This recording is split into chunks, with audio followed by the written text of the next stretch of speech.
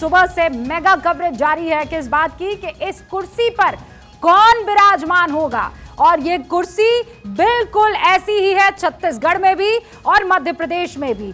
दोनों ही राज्यों को मिलाकर लगभग 300 सीटों पर मतदान इस वक्त चल रहा है। 70 सीटें हैं छत्तीसगढ़ की, 230 सीटें जो है वो मध्य प्रदेश की है। और आप ये तस्वीरें देख सकते हैं, प्रहलाद पटेल जो हैं केंद्रीय मंत्री इस वक्त चुनाव में अपने मताधिकार का प्रयोग करते हुए आपको नजर आ रहे हैं। और इसी बीच खबरें आ रही है मुठभेड़ की भी। मुरैना के दिमनी विधानसभा में फायरिंग की खबर आ रही है। मतदान के दौरान 2 गुटों में फायरिंग हो गई है, 2 लोग घायल हो गए हैं। मुरैना के दिमनी विधानसभा में फायरिंग की यह खबर है। मतदान को प्रभावित करने की कोशिश के आरोप लग रहे हैं। समीर चौगांवकर जी, ये जो तस्वीरें हैं वो क्या बता रही हैं?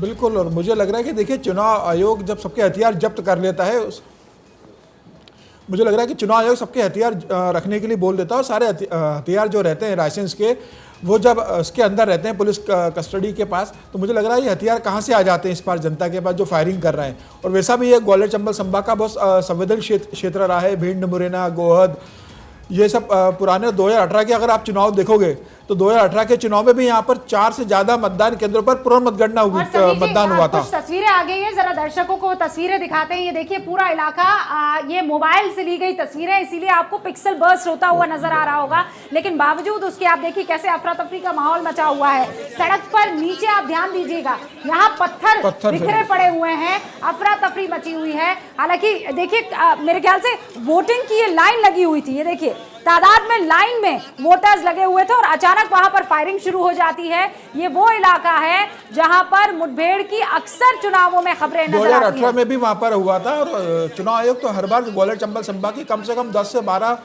मतदान केंद्रों को संवेदनशील घोषित कर देता है। और ये ऐसा नहीं कि पहली बार हुआ है। आप मध्य प्रदेश का चुनाव का इतिहास देखेंगे तो ग्वालियर चंबल संभाग में हमेशा पथराव होता रहा है, गोली चलती रही, मारपीट होती रही है। पुराने 1993 के इलेक्शन में तो एक वहाँ पर मतदाता की मर्डर हो गया था मतदान केंद्र के बाहर ही। तो ये बहुत संवेदनशील रहा है। यहाँ ठाकुर बहुत है, गुर्जर है, ब्राह्मण है और पार्टियों का बड़ा दबदबा रहता है। बसपा का भी यहाँ एक प्रभाव है।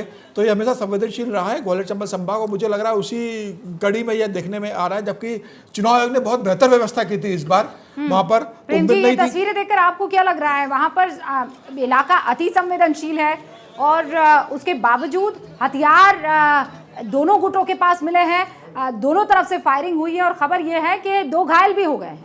बिल्कुल। और देखिए रूबिका जी, हाँ, ये जो पृष्ठभूमि है ये तो है, लेकिन राजनीतिक रूप से देखें तो ये चंबल संभाग पूरा ज्योतिरादित्य सिंधिया जी का इलाका है, वर्चस्व का। वो कांग्रेस से बीजेपी में गए हैं तो एक स्वाभाविक रूप से कटुता ज्यादा देखने को मिल रही है। ये एक नया फैक्टर है।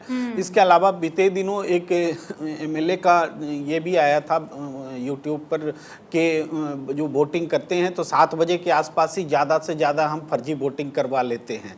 अब ये समझिए सुबह के दौर में जो फर्जी वोटिंग करने की जिनकी भी प्लानिंग रहती है वो इसी समय एग्जीक्यूट करते हैं। तो जो काउंटर प्लानिंग होगी तो उसके वजह से भी ये संघर्ष होता है। तो इस हिसाब से हमें लग रहा है बहुत ज़्यादा नहीं, थोड़े पथराव की घटना है, पुलिस इसको काबू में कर लेगी। और ऐसा नहीं कि बंगाल जैसे दृश्य देखने को मिलेंगे। मुझे लगता है कि शांतिपूर्ण ही मतदान होगा। संजीव जी?